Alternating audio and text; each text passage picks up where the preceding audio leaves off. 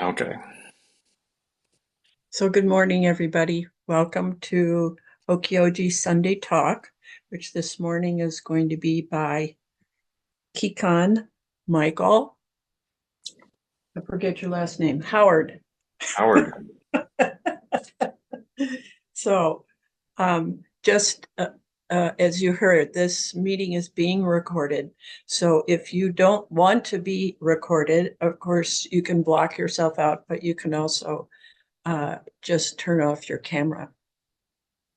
So let me give you a little background on Michael, or Kikan, as we know him most commonly. So he started practicing Buddhism in the 1990s. He was ordained in 2018 and led the youth practice for 5 years at Clouds and Water Zen Center. He recently went through a Shuso ceremony, which means that basically we sat him down and said, so what do you really know?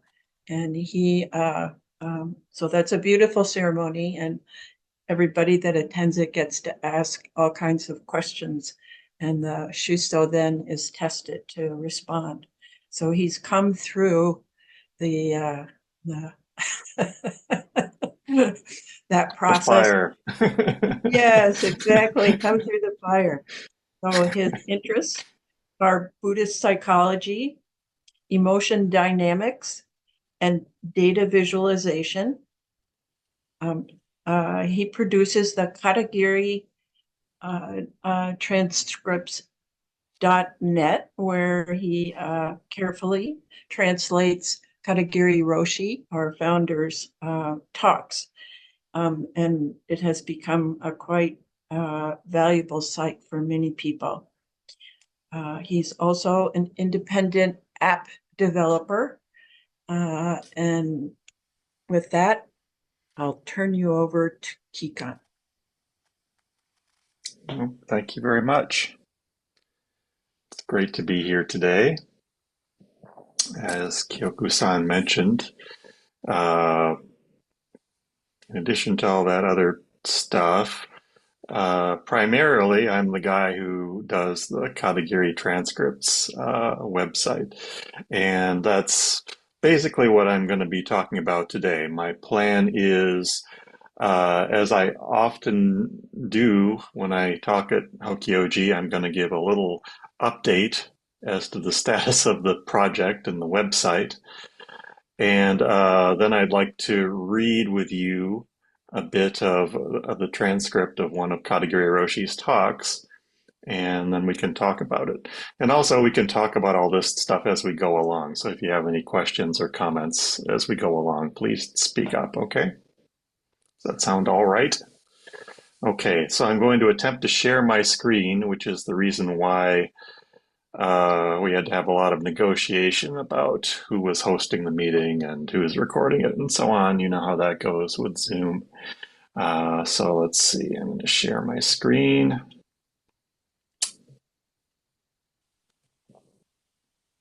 Okay, now hopefully you can see that. I need to arrange things on my screen, so give me just a moment here. Can you see it okay? Is that working for you? Okay. I don't know exactly what it looks like. It probably presents it slightly different to me than it does to you, but I can see all of you at the top of my screen and I can see my web browser, so that's primarily what I need for this presentation. Okay, so this is the Katagiri Transcripts website at katagiritranscripts.net. And it's probably worth mentioning that this is, although I'm a student at Clouds and Water Zen Center in St. Paul, Minnesota, this isn't a project of Clouds and Water. It's not actually associated with them, nor is it directly associated with Minnesota Zen Meditation Center, although I have permission from them to do what I'm doing. Um, this is a personal study project of mine that I started basically back during the pandemic. And I found it so useful and interesting that I'm still doing it.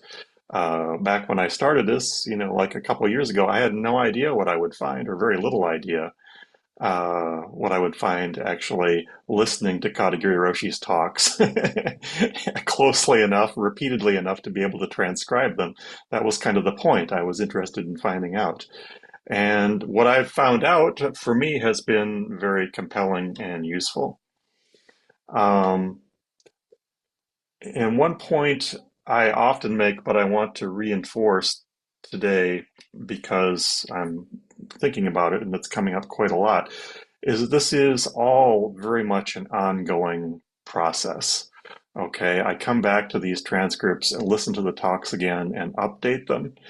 And this actually needs to be an ongoing process because it turns out to transcribe one of Kadagiri Roshi's talks like really well, what I would consider to be well, takes a lot of work.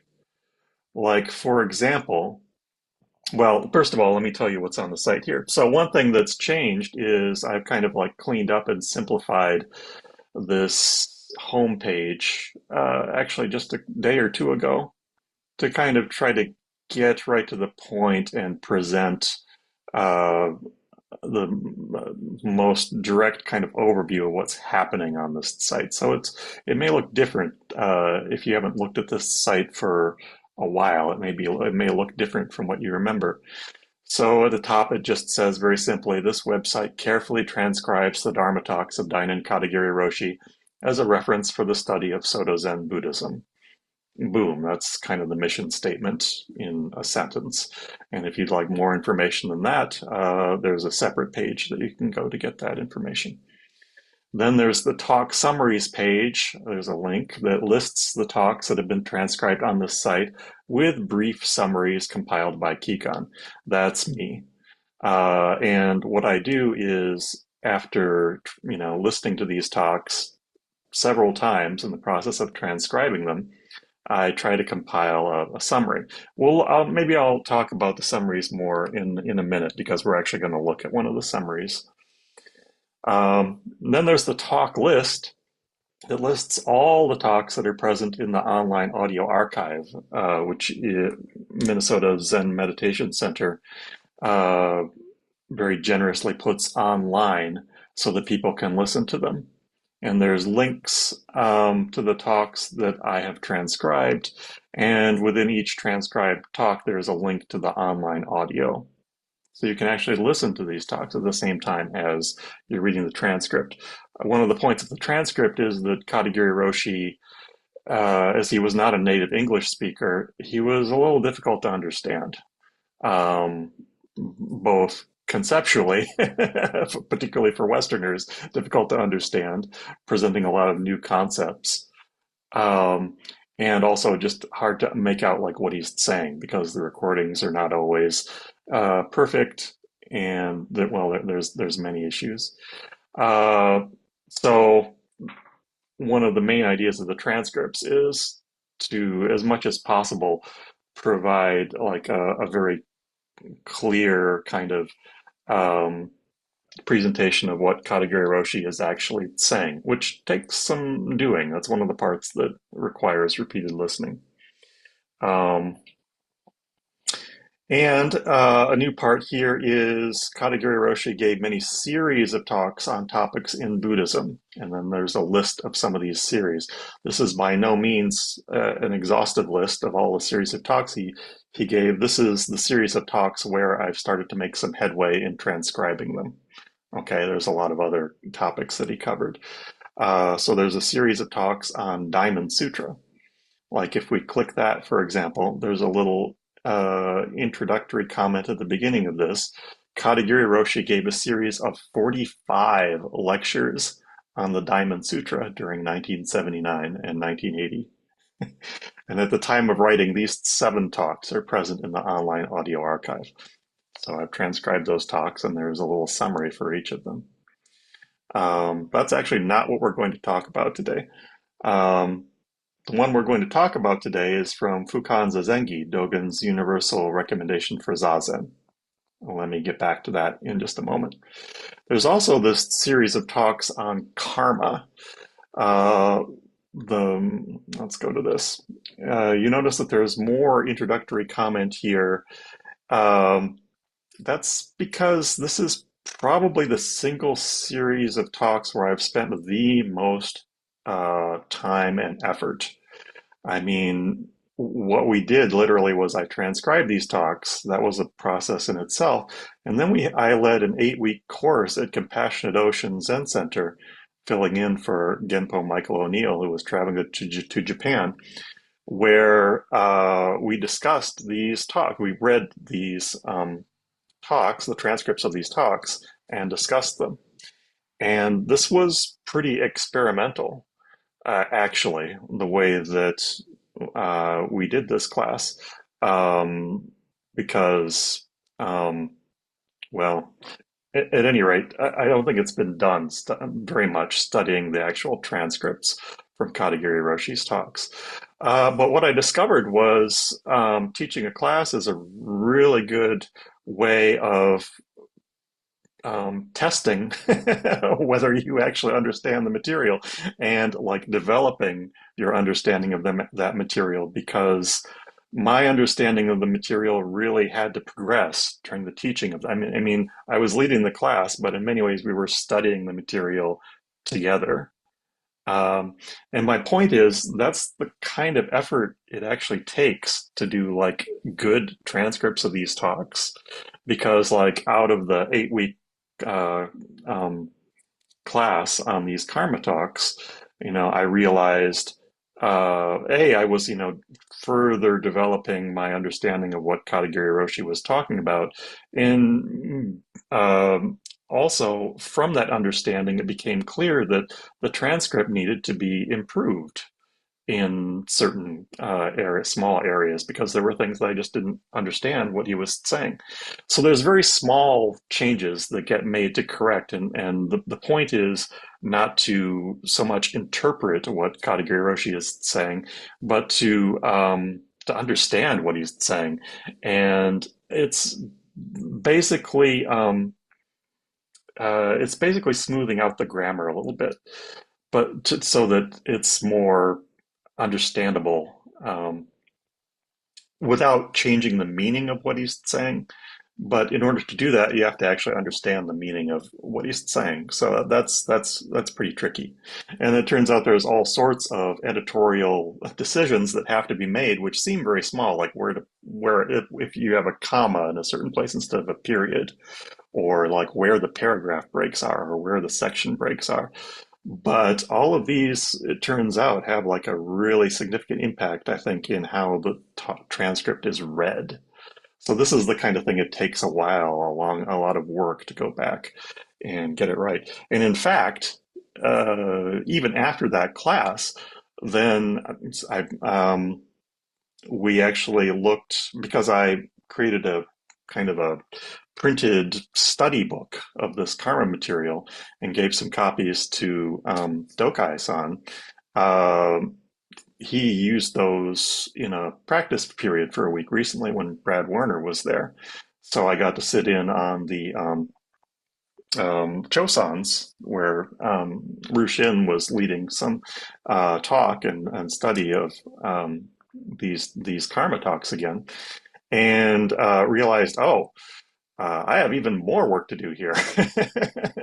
Because actually, when I did that 8-week class on Katagiri Roshi's series on karma, it was actually like pretty short notice, and the book that I put together was actually done like pretty hurriedly.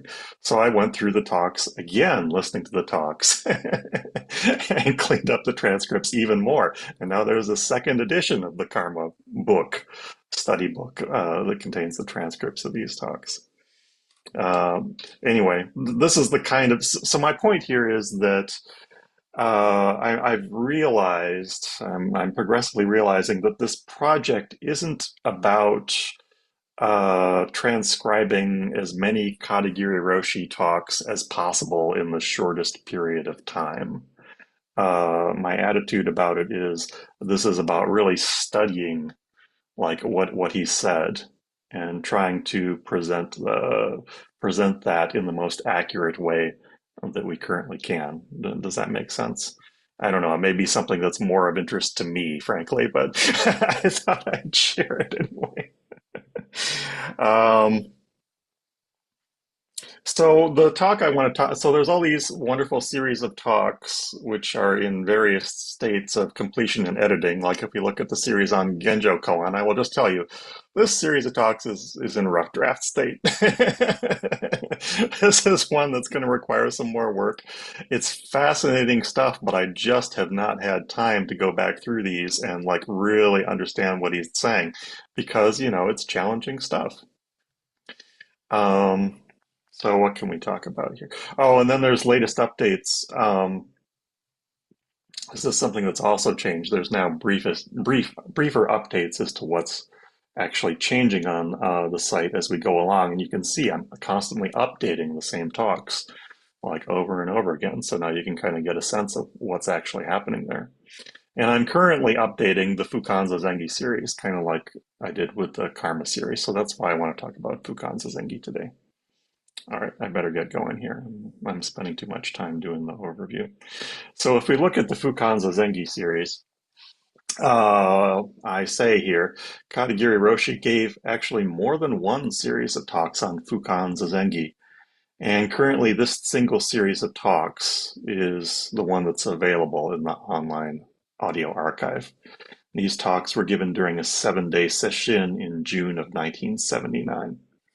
So what I'd like to look at you a little bit is Fukanzazengi Dogen's Universal Recommendation for Zazen, Talk 1. If you don't know, Fukanzazengi is a very fundamental piece of writing in our tradition of Zen, the Soto Zen tradition. Dogen, Zen Master Dogen was the founder of Soto Zen in Japan. We talk about him all the time, or very often anyway. And Fukanzazengi was one of his most fundamental works, where he was presenting the basic overview of why do we do Zazen, how do we do Zazen. And Katagiri Roshi has what I think is a very interesting, helpful take on interpreting, I guess we could say, what um, Zen Master Dogen was talking about in Fukanzazengi. And another interesting thing is um, we could spend like a lot of time talking about just the first talk in this series. The Karma series is a little different because I felt like the themes were kind of like developed more over the whole series. The Fukanzazengi series is a little different in that it's like pretty much boom, talk one, everything is there. So if I taught like an 8-week class on Fukanzazengi on this series of talks, which is a thing that certainly could be done, um, I would want to perhaps spend a lot of time on talk one because it's like so foundational. And then the next couple of talks kind of like reinforce and say things again. Uh, and then after that, there's really like a lot of elaboration, which is wonderful. But it's kind of like reinforcing the same points and looking at things from different perspectives. So I'm going to go into the talk here and read you the summary. So again, the reason why I mentioned about things constantly being updated here is because this summary is something I've been working on also, trying to present like what is the core structure kind of point of this talk, okay? And it's a work in progress. It will always probably be a work in progress. We just kind of get closer and closer to what we think is going on here, all right? But we may always in the future find, oh, well, maybe I didn't understand that correctly, so I need to make some changes. So, okay, is that okay? Are you ready to hear the summary now? Okay. Um, all right, here's the summary. Katagiri Roshi begins a series of talks on Fukanzazengi, Zen Master Dogen's universal recommendations for how to practice Zazen, seated meditation, by examining the meaning of the critical line, for you must know that just there, in Zazen, the right Dharma is manifesting itself, and that from the first, dullness and distraction are struck aside. He introduces a six-component system for understanding and practicing Zazen, and also the three core points of samadhi, egolessness, and no design on becoming Buddha. Another important point is belief or faith, which is understood differently from how Westerners usually hear those words. By arranging circumstances and practicing these points, we can sit down in the core of our total personality, which is Buddha nature. Okay, I'm going to read that again because this is really trying to encapsulate a lot of what I see as the important points of this talk. Katagiri Roshi begins a series of talks on Fukanzazengi, Zen Master Dogen's universal recommendations for how to practice Zazen, seated meditation, by examining the meaning of the critical line, "For you must know that just there, in Zazen, the right Dharma is manifesting itself, and that from the first, dullness and distraction are struck aside." He introduces a six-component system for understanding and practicing Zazen, and also the three core points of samadhi, egolessness, and no design on becoming Buddha. Another important point is belief or faith, which is understood differently from how Westerners usually hear those words. By arranging circumstances and practicing these points, we can sit down in the core of our total personality, which is Buddha nature. All right. I want to talk a little bit just about this summary and explain a little bit what's going on here before we even get into the actual material that it's summarizing. But I want to pause first and ask if you have any reactions to just the summary so far. Are you familiar, first of all, with like what we're talking about, Fukanzazengi? Do you know the line, "For you must know that just there in Zazen, the right Dharma is manifesting itself, and that from the first, dullness and distraction are struck aside"? This is a pretty well-known line in Fukanzazengi. And for me, I always found it a bit mysterious and surprising. It's like, oh, really? My dullness and distraction is struck aside? I had not noticed that. So what does that mean? Okay, I think this is a very interesting question, which Katagiri Roshi spends a lot of time addressing in this talk, and I found that very helpful, although it's kind of like an ongoing topic of contemplation, you might say. Are there any things from this that kind of stand out to you, Well, Aaron? yeah, I had a just as you were reading, really interesting. Such You- beautiful work. Thank you so much. Sure, yeah. But when you said looking at faith and belief, something Yeah. that understood differently from Westerners, I was kind of interested to know if that's your statement based on having listened to the lesson, or if he addresses that directly in the talk itself. That's just kind of interesting to me. Great question. Yes, that is indeed my evaluation. He does, I Awesome. mean, it is a fact that he talks about belief or faith, and I felt like I had needed to include that in the summary because it is a key part of what he's talking about. And yet, see, here's the thing. I usually try to keep my voice out of this, out of the transcripts, even to a large extent, mostly out of the summaries, although it's unavoidable that, my perspective is going to be there because I'm the one who's deciding what's important in the summary, right? However, this is maybe a little bit of an exception because if I say that he talks about belief or faith, people have a completely different understanding, in my opinion, my understanding of what he's saying.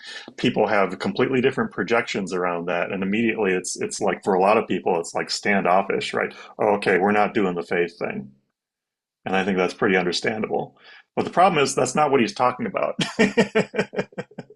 And I don't think we'll have time to get into it today, but much later in the talk, when he brings that up, you can see for yourself. Oh, it doesn't really sound like he's talking about dogmatism at all. The same thing comes. Does that answer your question, Aaron? Or okay, yeah, yeah. So 2 points. I try to keep my editorial voice out of it, but sometimes, it's like seems like for the greatest good, I'll say, okay, well, I'm going to say something. Yeah. So you should know that in the summary, yeah, that's my space to interpret a little bit. And people don't have to agree with the summaries. People may even find the summaries provocative, and that's totally fine.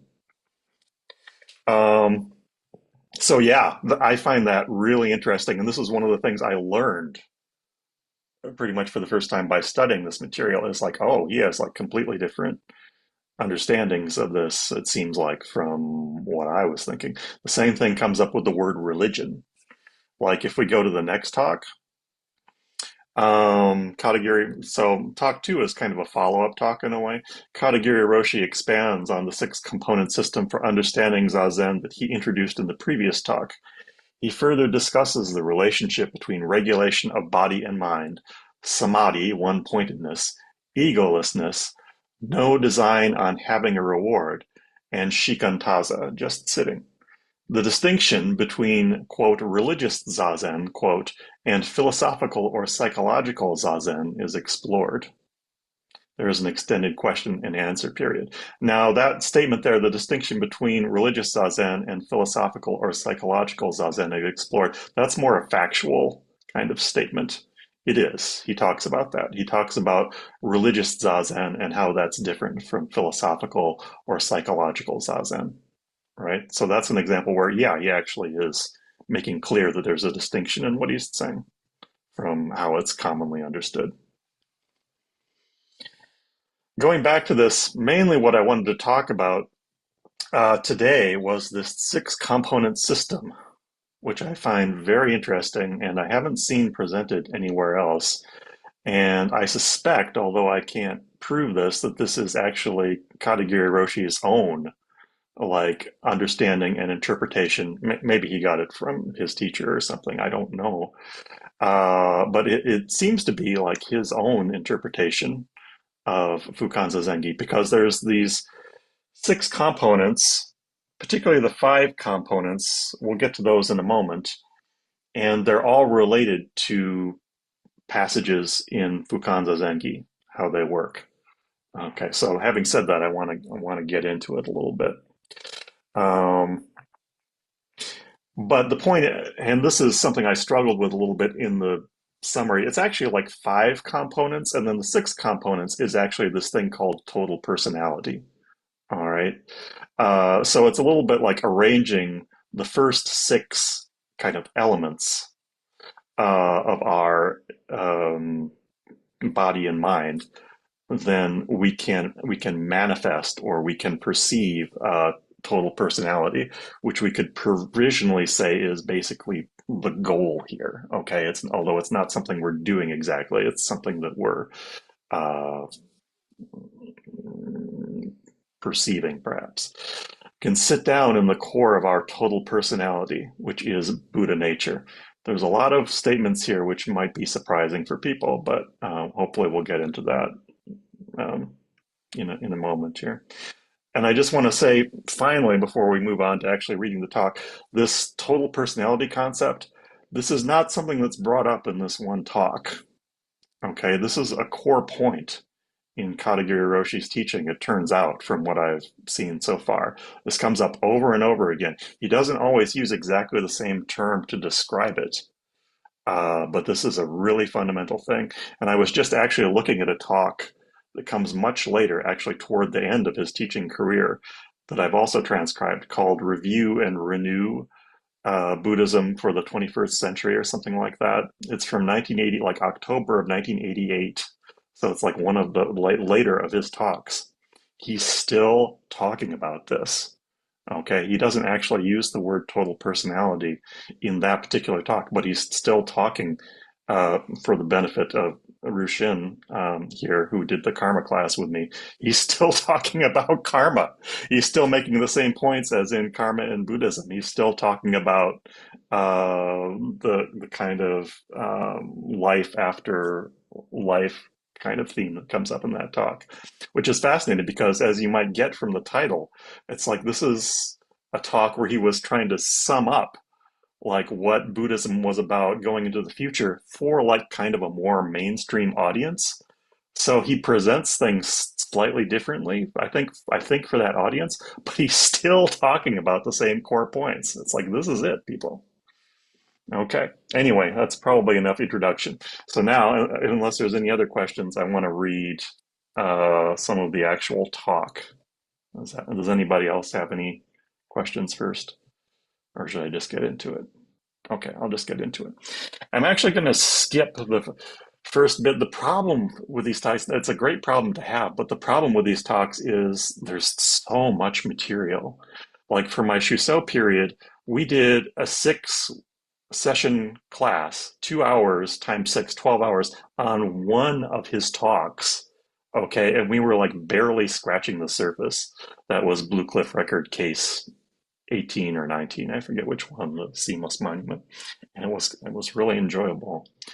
So I'm going to skip, even though it's difficult to do so. I'm going to skip the first 17 minutes where he's actually introducing why dullness and distraction are struck aside. This is important stuff, but nevertheless, I'm going to skip it so that we can get down to this several component system. Okay. So it's 17 minutes and 16 seconds in. And I'll note in passing that these section breaks that I put in, that have a timestamp, this is partly so that you can match things up to the audio transcript and find where he's saying what he's saying. But they've evolved and are evolving to have a secondary use, which is they are really section breaks. They, as best as I can, they mark like logical sections where he's kind of transitioning to kind of like not a paragraph, but kind of like a larger section of the material. Some people are surprised to find that to hear that Katagiri Roshi's talks actually have structure. There are people with, I think, with the opinion that Katagiri Roshi was pretty much doing a stream of consciousness, freewheeling all over the place kind of thing. My opinion, based on transcribing about 50 of these things so far, is I don't think so. This is like really, for the most part, with some exceptions, this is like really pretty organized stuff that he pretty clearly mapped out ahead of time with some improvisation along the way. So, okay, finally, we're going to get into it here. This is Katagiri Roshi in the talk. Psychologically speaking, and Katagiri Roshi talked about psychology a lot. Okay, that's my last comment until I finish reading this section. Psychologically speaking, there are several component factors in living. One is circumstances. The second is the sensory world, sensory system, and also the movement world, movement system, and also the gut system, your guts. It's really hard not to comment on that one, but I'm going to hold it. We have lots of guts. Transcribers note, in subsequent talks, this is referred to as the internal organ system, and also the brain nerve system. So there are circumstances and also the sensory system. The sensory system is to get some information or to give some information to somebody and to learn information from the outside through the sensory system, which is called eyes, nose, ears. So the sense of seeing, sense of hearing, sense of tangibility, etc. That is the sensory world, sensory system. The movement system is that through your body and mind, by getting the lots of information outside and inside, immediately you can do something. Your whole body and mind create a certain energy to compel you to act. That is the movement system. You have this. And that is the complete unity of the sensory system and the nerve and brain system. Lots of things, and then immediately you can create a certain movement. And also the gut system. You have lots of guts. And next is the brain nerve system. And one more thing. Okay, so I'm going to interject a comment, even though I promised not to. Actually, I'm going to pause at this point because that's the first 5, okay, of the 6 component system. And then the last one is this total personality thing, which is a little bit different, okay? So I want to pause and see if you have any comments about the first five. And I have one comment right away, which is his talk about the gut system. And I have this story in my head that maybe after the talk, and this is just a story, maybe after the talk, somebody came to him and said, it's kind of funny talking about the gut system. Maybe you should call that the internal organ system or something like that. Maybe that would be a better word. And maybe he did that. But the gut system is actually, it turns out, really interesting because we know now, I'm not sure if we knew then, there's actually like an independent nervous system in the guts. It's called the enteric nervous system. It's like the largest collection of neurons outside of the brain, or it's the largest collection of neurons in the internal or in the kind of peripheral nervous system, as I understand it, outside of the brain. So it's actually pretty interesting that he's talking about the gut system. But I think he also means other internal organs as well. Okay. And I want to say again, I'm not sure if we'll be able to get to it, but each of these things, this is the interesting part, each of these components connects with a specific line or lines in Fukanzazengi. That's a really cool thing that I want to try to get to. Okay. All right, let me read. Okay, having said that, let me charge on here and read about total personality then, okay? And one more thing, that is total personality. Total personality is exactly the center of your living, the core of your living.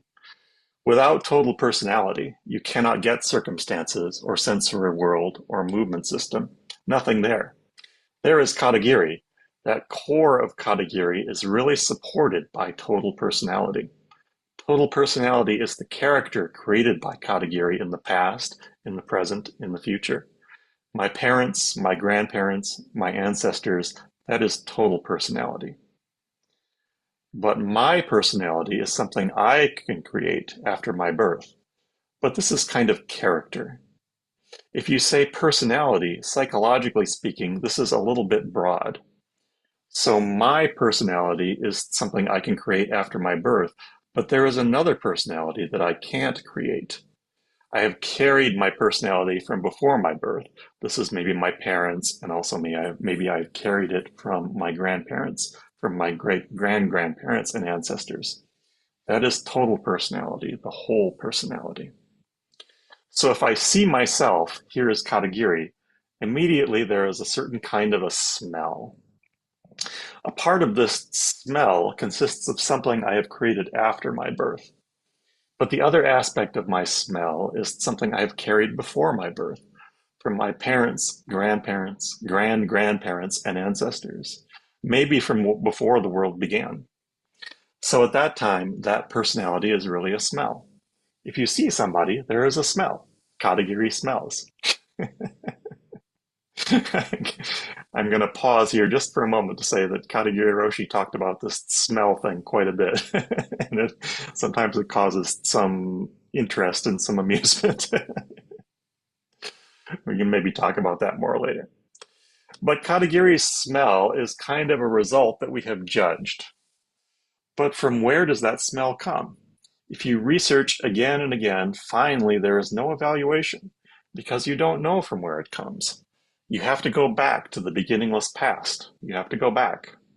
And you have to go to the endless future. Then you can understand. So finally, that smell is something not evaluated. That is called Buddha, or the original nature of existence. But psychologically speaking, that is called total personality. Total personality, or maybe transpersonality, whatever you say. There's a transcriber's note here. Transpersonality might be related to transpersonal psychology. This is an interesting little rabbit hole that you can go down if you want to. But you immediately smell this transpersonality. I smell something. I smell myself as Katagiri. So at that time, it's pretty hard to adjust, to make myself in peace and harmony, in an evil sense. But in a good sense, I feel good.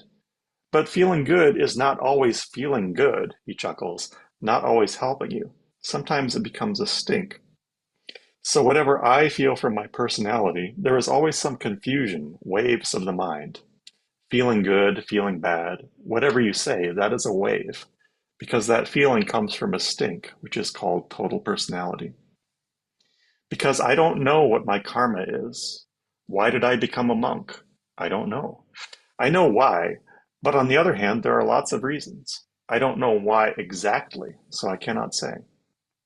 That is really a stink. But where does that stink of Katagiri come from? No way. You really have to go back to the beginningless past, to the endless future. So finally, that stink of Katagiri, which is called total personality, becomes transpersonality. That is the original nature of existence. That is the core of your daily living. You are already under this core, under this huge tree. It's vast, a huge tree, because your existence is extending to the past and the future, your personality. You have to believe this. Well, believe it or not, your life is really there. So that is that. This is an interesting part to transcribe. So that is that we are called Buddha nature. And also, what is Buddha nature? If you want to know psychologically, that is called alaya vijnana, storehouse consciousness in Buddhist psychology. Or sometimes primitive Buddhism says that is karma. Emphasis mind there. Karma is completely beyond good or bad, right and wrong. But simultaneously, karma is something which is very powerful to carry your life in the samsaric world. Oops, little typo there. I got to fix that. Anyway, if you want to know karma, you have to go back to the beginningless past, into the endless future. Finally, there is no answer to what karma is, but karma is with you. How do you know? In your daily living, you can know. Okay, so that's the end of this one section that I've marked off here. And then the next section, he gives a really interesting example, a personal example of this kind of total personality. And then after that, we get into the components. So I want to pause here. It's a section and see if you have any feelings about this, what we just read. Anything to ask or to say about it. Does that make sense? This is the part that's talking about total personality here, introducing that subject. And it's not particularly easy. One thing I'll say is that it took me a long time to realize. I mean, we did this 8-week course on karma where he's talking about the same stuff. It took me a while to actually fully register that in the talks on meditation, Fukanzazengi, he's talking about the same stuff. He's talking about karma. Or if you don't like the word karma, and there are good reasons in civilization to have problems with the word karma because it's understood in very different ways. Um, you can use the word alaya vijnana, which is the Mahayana Buddhist kind of take on the same thing.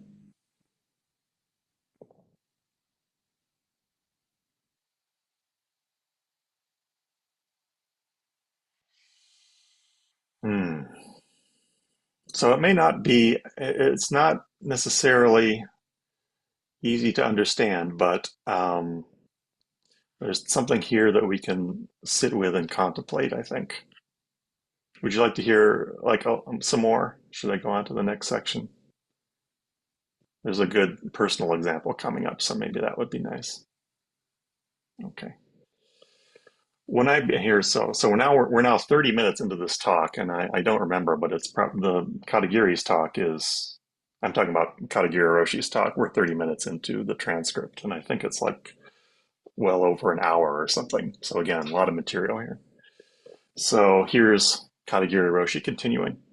When I became a monk and went to a monastery, at that time monastic life was completely blooming for me. So it really awakened me every day. My eyes opened wide, and looking at everything, I learned lots of things. Some other monks were always creating a dull feeling and indulgence, and they didn't like sometimes doing zazen and laziness. He chuckles. But for me, it was wonderful. And on the other hand, I felt wonderful, but on the other hand, people called me crazy. Of course, maybe so. According to indulgence, maybe the hard practice was crazy. It might be crazy, but I didn't care because I learned lots of things. So day after day was really bright. I just did it. On the other hand, there is the completely opposite aspect of life I learned from all these monks. I really wanted to ask them, why do you do it in that way? Why are you in the monastery? You want to be lazy in the monastery? You want to learn laziness? Well, of course it's okay, but what is the purpose? Why? Why are you here?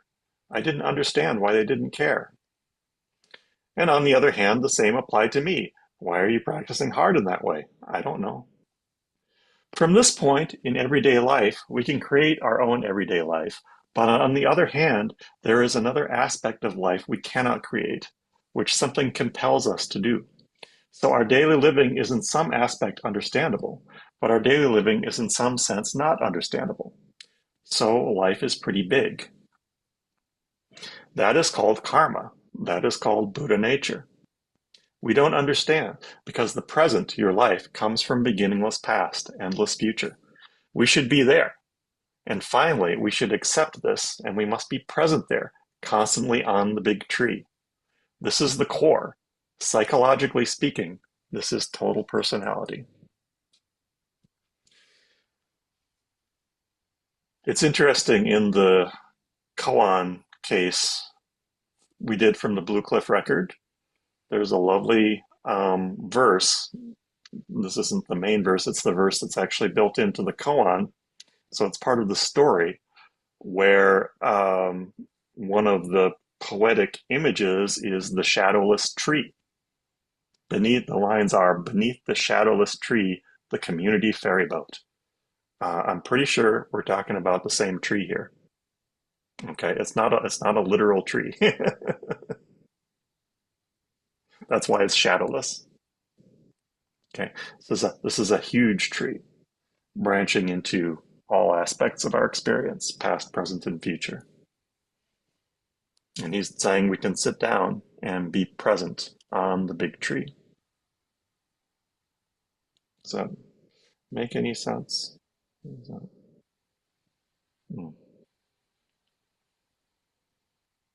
Okay. So I'm running a lot short on time, so I'm going to charge on and just give you a sense of what these components actually are and how they connect to Fukanzazengi, because that's actually, a point that I wanted to really look at. Okay, so here we go. This is important. In order to realize this core of human life, first of all, we have to make arrangement of circumstances and sensory world and also movement system and gut system and brain nervous system. That's why Dogen Zenji said in Fukanzazengi, cast aside all involvements, cease all affairs. That is arrangement of circumstances. Okay, that's the first one, I believe. If you meddle with all involvements or all affairs, right in the middle of Zazen, you cannot experience calmness. You cannot stand up straight. You cannot sit quietly right in the middle of Zazen because there are too many things you are involved in. So first of all, we have to make arrangement of circumstances. Instead of expressing hatred with circumstances or destroying circumstances, just make arrangement. And next, our sensory system. We have a sensory system, but it's not necessary to destroy it or to keep away the sensory world because we have it already. So instead of maligning or throwing away or destroying the sensory system, first of all, we should accept the sensory system. And the important point is how to use the sensory system. That's why Dogen Zenji says a quiet room is suitable. Or do not allow drafts of air to enter or rain and frost to intrude. Or the place of sitting should be lighted and kept from becoming dark at any time, day or night. Eyes should be open, not too widely or too narrowly. This is how to make arrangement of the sensory world. Transcriber's note, do not allow drafts of air to enter, etc. You may not recognize those lines because they're from the Zazengi chapter of Shobogenzo, not the Fukanzazengi that is commonly read in centers. First of all, you should make a choice of circumstances, what kind of room you have to use, because you have 6 senses. You can see this room through your eyes. It's really dark. If you painted this wall red, green, and yellow, you would see it completely differently, don't you think so? If this room is too dark, it's not good. If this room is too bright, it distracts your mind, distracts the sense of vision. And also, if you choose a room in a very noisy location, it really distracts the sense of hearing. So the important point is a quiet room is suitable. and also not too dark, not too bright at any time, day or night. So that is how to make arrangement of the sensory world, instead of destroying, escaping from, or expressing hatred toward the sensory world. We should deal with it. And next, the movement system. The movement system comes from the unity of your physical and mental organs. Your body and mind work, and then simultaneously movement comes up. You cannot destroy your movement. Sometimes movement comes from instinct. Sometimes it comes from the sensory world. Sometimes it comes from a higher level of spirit. Sometimes we don't know. Karma. But anyway, there is always movement. So we have to make arrangement of movement. For this, Dogen Zenji says that is the half lotus position or full lotus position. Or he says, place both your hands in this manner, close to the body, with the joints of the thumb opposite the navel. Or sitting upright in proper position, neither inclining to the left nor to the right, neither leaning forward nor backward, sitting in zazen silently and immobile. This is very simple movement. The two hands are unified. Your eyes are not wide open, not closed, just half. That is unification of the movement of your eye nerve system. If you open your eyes wide, it really distracts your mind.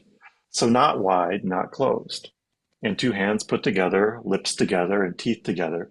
The tongue should be touching the roof of your mouth. And full lotus or half lotus. Just sit down, not leaning forward, not leaning backward, just straight up. This is movement simplified by our arrangement. And next, the gut system, the internal organ system. For this, Dogen Zenji says, eat and drink moderately, and also breathe gently through your nose. I'm going to skip a little bit ahead because the next paragraph was kind of unintelligible.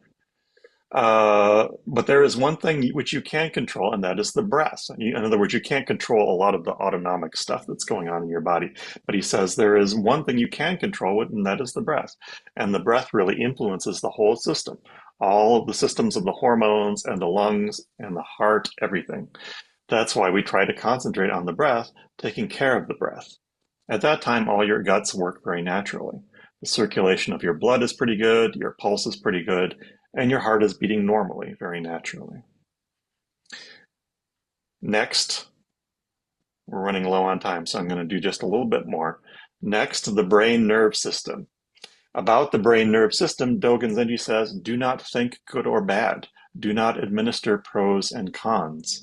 Or cease all the movements of the conscious mind, the gauging of all thoughts and views. Have no design on becoming a Buddha. And I have a note here that the translation is from an old one by Norman Waddell and Masao Abe. So you might have heard different, and likely have heard different versions of it. That is the brain nerve system, Katagiri Roshi says. According to the brain nerve system, we have to regulate the mind. Mind is characterized by attachment, attaching to one of two extreme ideas. That is the characteristic of mind. So we have to make arrangement of the function of mind. And here we have a tape change, so we lose a little bit. Cease all the movements of the conscious mind, the gauging of all thoughts and views. Have no design on becoming a Buddha. Completely throw away any germination of wishes, thoughts, or views. Just you yourself spin with Zazen. That's all you have to do. Okay, so we made it. Okay, that's actually the first time where he's going through those 5 components of their kind of body or psychological components. He calls them components of daily living or something like that. I can't remember. I'd have to go back and look at the top. But from here, he goes on to connect this to egolessness, samadhi, and no design on becoming a Buddha. And eventually, he also brings in faith or belief. Okay, but first, the point is, as he says, we need to make arrangement of these different aspects of our body and mind. And he ties that to specific instructions in Fukanzazengi. And we're doing that. Yep. We only have 5 minutes officially left. So okay. I'd like to give people a chance to ponder, and if there are any questions, do that before we get too much farther. I'm in fact wrapping up. Thank you. As I was saying, so again, arranging circumstances, environment of the body, the mind, the guts, and he presents the kind of instructions in Fukanzazengi for doing that, and also the purpose of doing that, which is to settle on the big, what he calls the big tree poetically, okay, which is uh, you can think of as total personality from a psychological point of view, as he describes it, or you can regard that as Buddha nature. There's like a lot of words for it.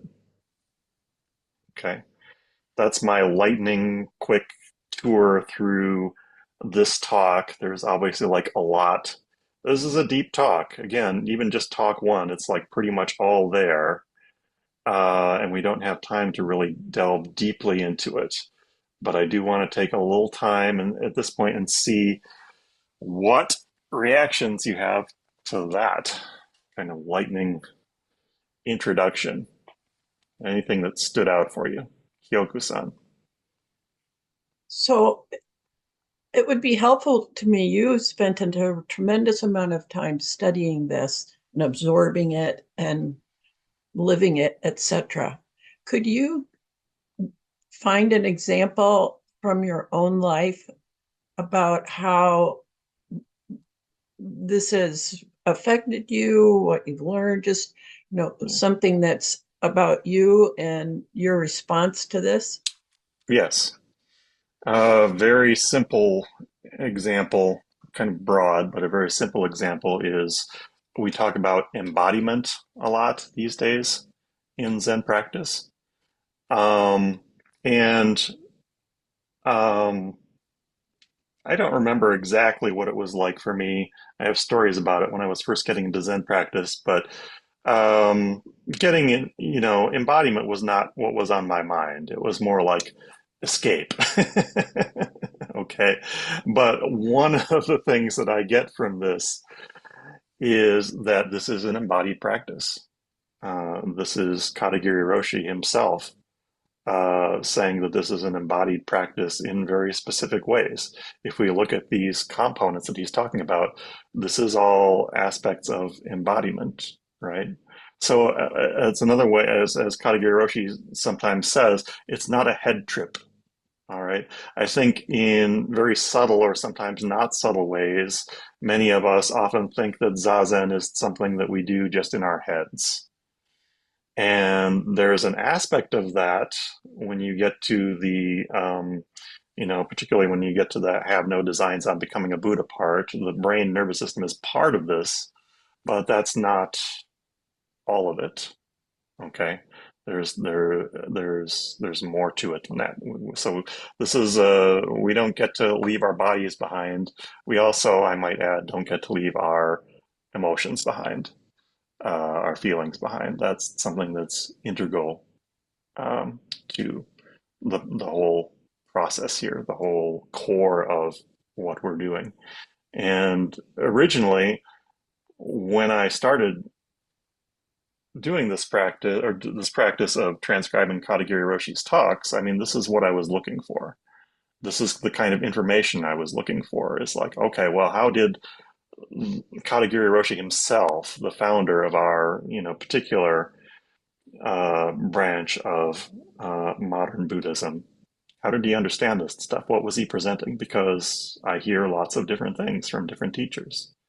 So it's helpful for me to have some clarity about what our tradition specifically says about these matters. And frankly, I won't mince words here. I think he was already saying things back in the 70s and 80s that in many ways were like ahead of his time. I think people would have really been struggling to understand what he was talking about. He was really laying all the basics out there. And it's stuff that is still relevant today for us to study and try to understand. That's why I say I'm doing this as like to contribute to a reference for the study of Soto Zen Buddhism. Does that kind of answer your question? Is that Yeah, I just a quick reflection being the word emptiness or non-being, I think Hmm. it for me would be connected to some of what he's saying. He's trying, or at least part of what I see is it's hard to sit down in those terms. And Yeah. this is, for me, a way to understand, have I been taking the instructions from the Fukanzazengi in a way, and how does this relate to all my fundamental greeds and aversions and the way I live my life? Yeah. And so it's quite thorough, but it really kind of takes it apart and then brings it back together again in some way that feels like it, it's like affects the everything that comes after. Yeah. Yeah. Emptiness is a challenging one. I think we have this, it's almost one of the central problems in modern Buddhism is that understanding of the word emptiness, right? That comes up a lot because it's so easy to hear emptiness as nihilism, which Katagiri Roshi specifically says it's not, and it isn't. But it's also it's really easy to hear that emptiness as disembodiment. Right? Uh, that's kind of what it means in English, and that's not what it means in Buddhism at all. So that's like I think that's a really important point that we can study and digest, and it's helpful to look at that. Is my feeling about it. Yeah, I think um, it just gives. It's hard to know what to do with just the term. Yeah, Uh, so this sheds just uh, gives you some material to work with in terms of yeah, embodiment and, to your point, personality. yeah. But I'll stop my piece of this so other people can chime in. And I want to say off of that, it's not particularly easy material. I'll admit that, right? I don't think it's as difficult as many people think that it is or assume that it is, but it's not particularly easy material. It does take some work. As I've said in other places, it's a little bit like coming to the work of William Shakespeare or something.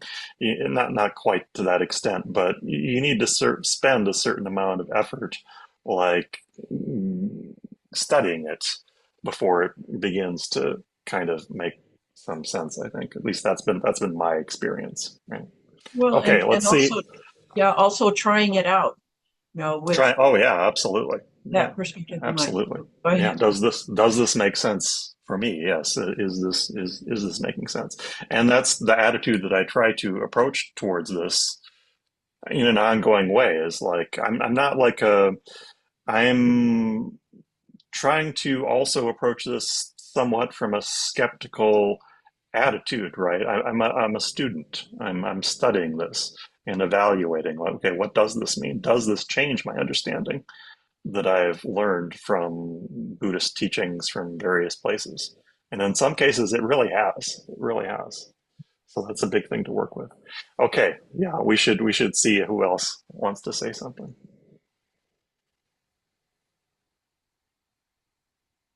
Rushin.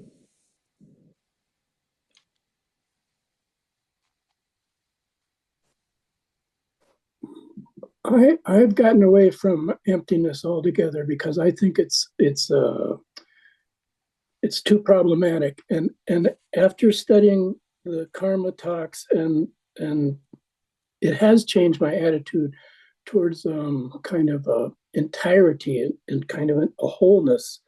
And so, as people get older, they get interested in their genealogy and my older brother has gotten into this, and it's like all these people, all these uncles, all these parents, all these grandparents had a certain personality, and I'm definitely part of that. part of that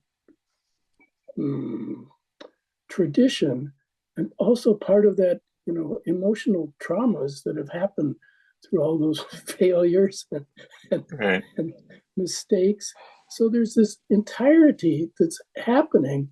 And I think the acceptance of that entirety, and when Katagiri in the Karma talk says, you have no control over what comes up.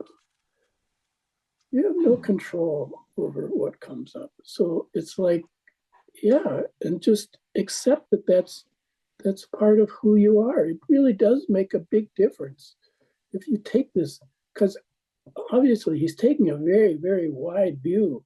And if you continue to try to take this wide view, it really does change your life in a significant way. So that's what these talks have managed in my little life. So It's true. It's true, but I want to say this is the dual aspect of karma, I think, that Katagiri Roshi presents. I mean, in like multiple talks, like over and over again, which is what you're saying is true. Yes, there's acceptance of what is, and at the same time, this is the flip side. We're not limited by that. Okay, this is an important point. All right, because yeah. there's this, right? I mean, in some ways we are, but we're not. No, he brings that up over and over again. And once it's there, that's the moment of Yeah, pivoting. You can pivot. You can just lay down and say, exactly. Yeah, or but you can get up and do something. all of that stuff that we are is fuel for us in a sense. I'm not sure if he uses that exact word, but basically that's the stuff of our, without that stuff, we wouldn't have anything to work with. We'd be like etheric, I don't know what we would be, exactly nothing. Okay. So that's actually something that is supporting our lives. And Just we may that's not why like it, emptiness. but it That's why the is. idea of emptiness is so problematic, because just, do you want to be a blank? Do you think the Buddha was a Yeah, blank? right. No, Yeah. the Buddha was full. There's a fullness. Yeah. So Yeah. So there's like there's three aspects, two or three aspects of karma that Katagiri Roshi presents, and I think this is probably based on Dogen. There's karma as continuation, which is kind of like what I heard you talking about as, this is what we are. But there's also karma as energy or emptiness.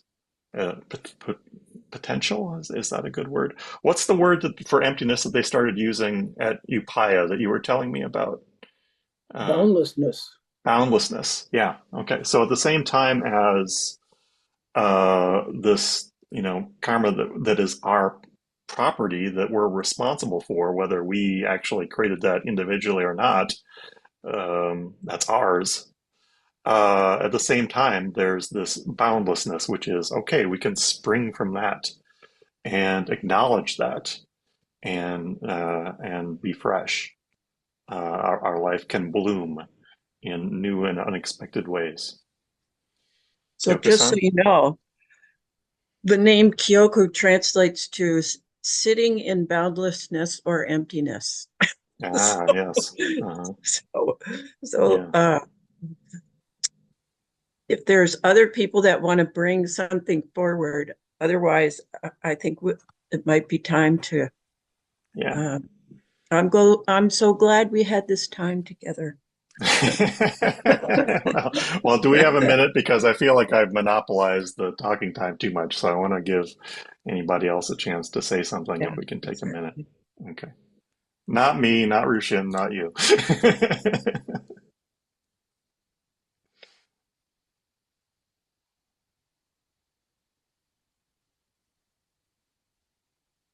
Really, I usually try to do better as far as like integrate, like pausing and letting people uh, You did very working together. well. This is a But very hard topic to capsulize in a very yeah, short time. yeah, that's kind of the fundamental problem is that there's a lot of material.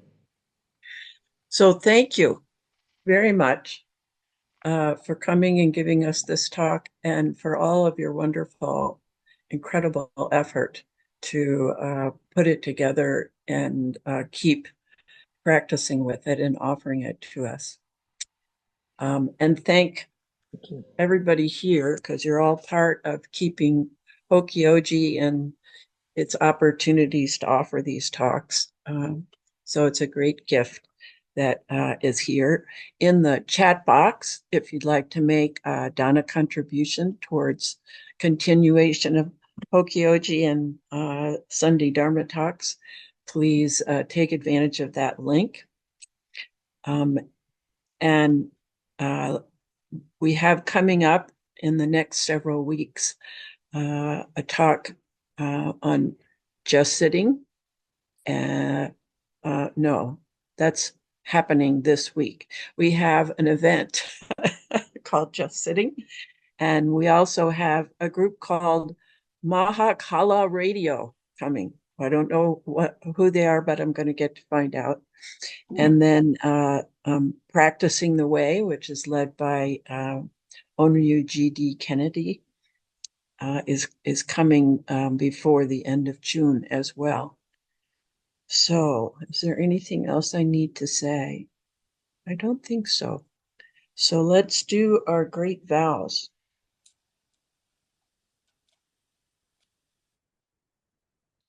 Beings are numberless. I vow to see them. Delusions are inexhaustible. I vow to end them. Dharma gates are boundless. I vow to enter them. The Buddha way is unsurpassable. I vow to realize it. I lost my striker. Here we go. Thank you. Thank See you. you Thanks again for having me here soon. today. Thank Thanks for you. coming and participating. Good to see you. Thank you. Bye. Bye bye.